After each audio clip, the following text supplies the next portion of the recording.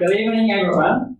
We are Team One Squid, and our application is Inkling, which is a journaling application and helps building a long-term journaling habit. Okay, so let us introduce ourselves first. Okay. Thank you, Yoshi. Hi, everyone. My name is Sivani, and I am tech lead and a full-stack engineer on this project. I really love music, so it was a pleasure for me to work with integrating the Spotify API into our app. Hello, I'm Yoshi. I'm also a full-stack engineer, and I'm very excited today because I've always wanted this application because I haven't been able to keep journaling for long term. So I'm very happy, and I mainly worked on user interface and user experience. Hi everyone, my name is Jay. I'm not lazy, I like automation, and I work on the machine layer aspect of our application. I'm Antonio, also full stack engineer. I enjoy problem solving, and I was the debugger in chief for this operation. Okay, so awesome. So the start point of our application is problems that we have in daily life. So let's meet Takashi. He wants to keep a journal, but he cannot because of his busy schedule. And so he tried other journaling apps, but he hasn't been able to so far. But he knows the benefit of keeping journal. So he wants help building a long-term journaling habit. So he has the same problem as mine. And let's meet Mitsuki. She works in a different time zone from her family and friends, so she has difficulty to communicate with them. So she wants to share day-to-day moments with loved ones. So our solutions of this problem is Inkling. Inkling is your journaling partner. By utilizing the latent data you collect during the day, it makes building a long-term journaling habit easier and more enjoyable. So Sivani will talk about our applications. Thank you so much, Yoshi. I'm going to take us through our demo. So I am sharing my phone screen currently, and it's 8:13 right now, and I'm actually late to make my daily entry. So I'm trying to start a journaling habit. So every evening after I come home, I want to record my memories for the day.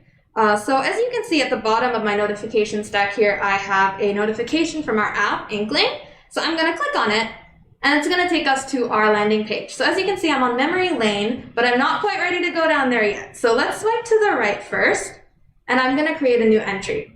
So as you can see, first at the top in the blue bar, it says personal. So this means I'm in my personal journal, and we'll get into different types of journals later. So I'm going to create a new entry for today, Thursday, 17th December. And the first thing I want to do is add a picture. So I'm going to click on the hamburger icon, and I'm going to click Add from Gallery. So my cousin actually graduated from Georgia Tech recently, and I have very fond memories from this time of year of spending Christmas holidays with them. So here, as you can see, there's some machine learning generated prompts. So it pulled from our picture that we were at an event, and there were people there. So I'm going to select these two prompts. Do you visit here often? Tell me about your best memory. Sounds good. So sometimes I get writer's block, so I like to have prompts to help me write. Now, let's give it a title. I'm going to use our audio to text feature here. Let's give it a go. Cousin's graduation. Awesome. Looks good to me. Probably just want to capitalize the C, and we are good to go. Last thing I want to do is I want to add a song to go along with this memory. So I'm going to click on the menu and go to Add Spotify Track. And this is pulling from my recent listening history. So right now it's suggesting to me chill. So if I type in a C, it will suggest songs and narrow it down as I type. But I think the song I have in mind is Special Days, because this is a very special day. And I'm going to click Add Song. And as you can see, there's a snack bar notification, song added below, and there it is.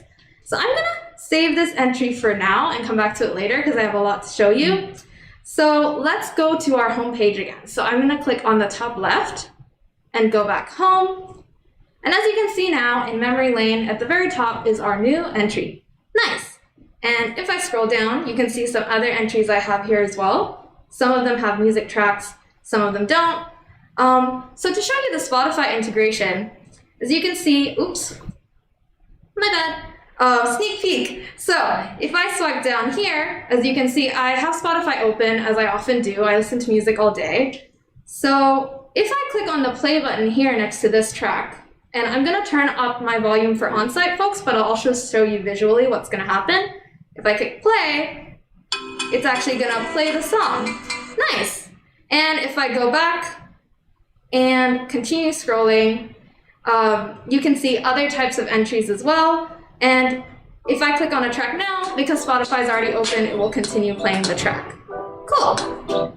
Okay. And as you can see, some entries have images, some have text, and some of them just have a title. So we try to keep it as flexible as possible for all kinds of users to write the entry that they want to create. And as we scroll down, we hit the end of the month, and if I click read more, it will fetch from the previous month. But what if I have a specific day in mind I want to revisit? I'm thinking September 28th. So I'm going to click on the top left icon for the calendar, and that's going to take me to the calendar page. And let's go back to September 28th. September 28th is a special day for me because it was my first day of Code Chrysalis, starting this bootcamp. So if I click on September 28th, as you can see, it's first day of CC. And I'm going to click on that entry, and it will take me there. Awesome. And if I want to edit this, I can go click on the pencil icon on the top right and edit it to my heart's content. So even if you don't have time to make an entry on the day of, you can always go back and edit entries or even backdate entries to record your memories. So I'm going to click the cancel button to get out of there. And next, I want to show you some of our sharing functionality. So first, I'm going to go home. All right, and I'm going to go to our user profile. So over here, as you can see, it has my basic info. And this is where I set the reminder from that you saw the initial push notification.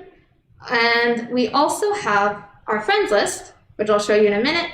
We have sign out. So you didn't see this, but because I'm using an Android phone and I have a Google account, it's really easy for me to sign in and authenticate through Google and stay signed in through sessions. And at the bottom, we have our privacy policy because we have a lot of user-generated content in our app, so it's important for us to have that clearly visible. So let's try looking at friends. So as you can see, I already have Yoshi, Antonio, and Jay added as my friends. And if I want to add a new friend, I can go ahead and do that, but it does validate whether I've actually entered text and whether it's actually a real email address. And also, if I want to manage my friends, I can always go in and remove them. If Jay's been annoying me today, I can always remove him as a friend. But I would never do that because I love Jay. I would never. All right, so I have friends, but what do I do with those? So I'm going to show you how you can make a shared journal. So let's go to the home page, and I'm going to swipe right to the entry screen. And if we click on the hamburger, right now it says I'm in current journal personal. So I'm going to click on that, and now I get options to choose a different journal. So here, as you can see, I have WordSquid's secret diary. It's very secret, and that's for all of my team members. So if you want to have shared entries that you can share with the same group of people or a specific person, say your partner, you want to be able to share your memories with them, you can do that using shared journals. If I click on the settings, here I can manage my settings. So I've already added all my team members as part of this journal. And I can also change the name and delete the journal if I wish. So I'm going to cancel out of that and close. So next, what does that look like for me? If someone shares an entry with me, let's go home and we can see. So I'm going to scroll down a little bit. And you will see here, this is actually not my dog. This is Antonio's lovely dog, Makia, who I've had the pleasure to meet, and she's wonderful. And I love seeing pictures of her, so I always ask Antonio to share pictures of her with me. And you know this is a shared entry because if you look below the image, below the title and the timestamp, it says shared by Antonio. So this is how you can view the shared entries with your loved ones. Now, if you want to share a one-off entry, you can do that too. So, for example, if I click on the calendar, and then I'm going to click on this entry that I made. It's demo day, which is today. And I'm going to click on the hamburger icon. And here I have different options, right? So this is an entry I've already created. So at this point, if I want to, I can delete it, which I can also do from the calendar screen. I can share it with a friend as well. So if I click on share with a friend, This gives me more traditional sharing options. So if I'm sharing a memory with someone who doesn't necessarily use this app, or it's a friend that I haven't seen in a long time and might not see in a while, and I have a one-off memory I want to share with them, let's try sharing through Gmail. So here, as you can see, the title, the content of my entry, and the image are all pre-populated into the email. Nice. And with that, the demo is concluded. I'm going to pass it off to Jay now to talk about our tech stack. Thank you very much, Sivani. Now I get to annoy all of you guys with how excited we are about the tech stack that we used for this project. I think that you can sense an underlying theme that we wanted to be flexible, we wanted to be available. So starting with the backend, we built the backend in Cloud Firestore and in Cloud Storage for Firebase. And the reason why we have two different servers for backend, I'll get into that in the next couple slides. Next, as Sivani pointed out, she's authenticating through her Gmail account. And we did our user authentication through Firebase authentication. For the front-end components that Yoshi styled, we wrote the program in Dart and Flutter. The backend is handled by TypeScript for cloud functions. But we chose Flutter and Dart as our initial part of our architecture. We built everything around this. So you can kind of see a very Google theme here. We wanted to keep everything within the Google ecosystem, and we were very excited to work with a lot of these technologies. Some of the external technologies that we worked with, other than Google Maps API, was Spotify and also TensorFlow. If you remember the great YouTube Black Note just a few days ago, we also trained another machine learning asset just in case we couldn't use the one that was prepackaged in Google Machine Learning Kit. And finally, currently, although Dart and Flutter allows us to deploy on both iOS, mobile, Android, and also on desktop as a web-based application, currently we're only deployed onto Google Play with plans to expand in the future. Hope for the next slides. And when we initially created the application, we thought about the kind of data that we wanted to store. Well, we knew that we wanted to store user data, and we also wanted to store the journal entry data, but what would that look like? Originally, it was just text and image. As we developed the application more and more, we learned that certain limitations of Cloud Firestore prevented us from storing images as they were. And so we explored other options, like storing them as 64-bit keys. However, due to data constraints, we ended up coming up with another solution. And that solution was Cloud Firestore. So along with the progress of our application, the amount of information we want to store also grew. And now, so we're storing the user information, we're storing the user friends information for the social media aspect, we're still storing text, and now we're also storing the music data from Spotify. However, the images we're storing as a whole image inside of cloud storage without having to convert it. And data efficiency-wise, it actually worked out for the best. And so now, I get to pass it off to Antonio, who will talk about the challenges and learnings we faced. Thank you, Jay. Now, onto the challenges in learning. We'll be covering mostly 4 topics: recent changes affecting Firebase machine learning on device, debugging with Flutter and Dart, memory leaks and unwanted operations, and last but not least, app summation.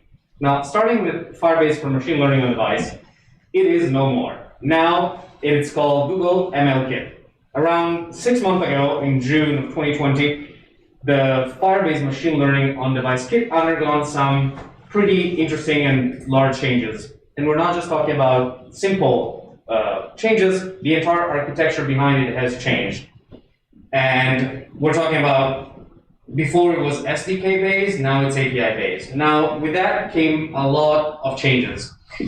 Even in the current stage, a lot of the packages are currently sort of broken to the point that even Firebase website will try to teach you some workaround on how to make them work. Our situation was different because we were using those packages using Flutter, and therefore we had to learn how to bypass the regular Android SDK. Sorry, issues with the mic. Where was I? We had to learn how to bypass these changes to make sure that our app was stable. Now, the following problem was debugging in Flutter and Dart. Either the assertion indicates an error in the framework itself, or we should provide substantially more information in this error message to help you determine and fix the underlying cause. Now, as you can see, getting to the bottom of that was not quite easy because there was no information whatsoever. That was actually in stark contrast to most of the error messages we received that were clear and pinpointed us exactly in the right direction. Now these taught us to better communicate among each other to make sure that we always knew what the code was doing and where was that happening. And after that, we still learned that despite some shortcoming, we have to keep in mind that Flutter is only about 2 years old after it turned 2 at the beginning of this month, and it's still an awesome tool to develop multi-platform app, namely Android, iOS, and desktop. Now, on to the next challenge, memory leaks. Now, while our swiping feature looks awesome, it did came with quite its own unique set of challenges. As soon as the user starts touching the screen, and if they start to swipe even by just 1 pixel, the following page will start to get rendered. Now, what that did was that server calls were being made, and after those, it was trying to change things, but because maybe the page change had not gone through, because I decided not to change page, it would cause a memory leak. Now, from that, we learned by examining our code that we actually were making a lot of server calls that were unnecessary. And we're talking about, for a single day of testing, just the 4 of us, we had 5,400 read operation on the server. Now, that is a lot. That pushed us to think out of the box and think what we should do in a true production app. And that's when we triggered local caching in our application. And after just a simple code rewrite, the number of read operation in a full day of testing with similar size database was down to only 948 read. That is an 82.5% reduction in read operation. And while our app is small scale, if this were to be a full scale production app, that could translate to hundreds of thousands of dollars in savings. Now, last but not least, as I said, app submission. Due to the ongoing COVID situation, even Google is working remotely, and therefore the submission time for app has been substantially longer than usual. In our case, it took about 2 weeks, but our extra sets of challenge was that because we were relying on user content, we had to have a different set of rules, which included a privacy policy prominently displayed somewhere on the website, and as Sivani pointed out, it's in our user profile, and then also a report functionality in order to be able to moderate content. And now, for future features, back to Sivani. Thank you, Antonio. All right, so let's talk about some future features we'd like to implement. So one thing, image recognition. We're currently using machine learning to pull data from our images, right? So it labels them with tags, and then we generate prompts based on those tags. So in the future, it would definitely be awesome, and we would really like to expand the number of things that we're able to label and how accurate it is, and then write more personalized and customizable prompts for the user to help give them the best experience possible writing their entry. We'd also want to try implementing modular entry components. So right now, our entries are simple, which is nice. There's an image, there's text, and there's a song. But we think it would be awesome to also allow for users to add more images, more text, more songs, and maybe even design their own layout to really customize their entry the way they want to. We also would love to work more on thinking more about minimalistic and intuitive UI. So we spent a long time trying to figure out the best way to help the user navigate around our app and how to make that feel right for the user. And I think that's something that could potentially take a long time to really figure out the best way. So I think that's something we definitely want to work more on in the future, as well as more advanced auto-generated content. So right now we're pulling content from a few different places. So we pull your listening history from the Spotify API and SDK. And we also pull EXIF data from your images to get location data, as well as labeling the images and generating prompts for you. But in the future, we would also love to implement features, maybe tie-ins with other apps other than Spotify that are popular with users, and also maybe expanding it to other data that our phone collects that our users would like us to help generate content for. Finally, as we talked about before, Flutter and Dart are awesome because Flutter lets you deploy to multiple platforms. Right now, we're deployed on the Play Store, so we're an Android app, but in the future, it would be awesome to also be on the Apple App Store, desktop, and web as well. And with that, our presentation is over. We are Team Word Squid. Again, I'm Sivani, this is Yoshi, Jay, and Antonio, and our app is called Inkling. And you can check out our GitHub repo with the QR code on the left. And you can check out our app on the Google Play Store with the QR code on the right. Thank you and happy holidays.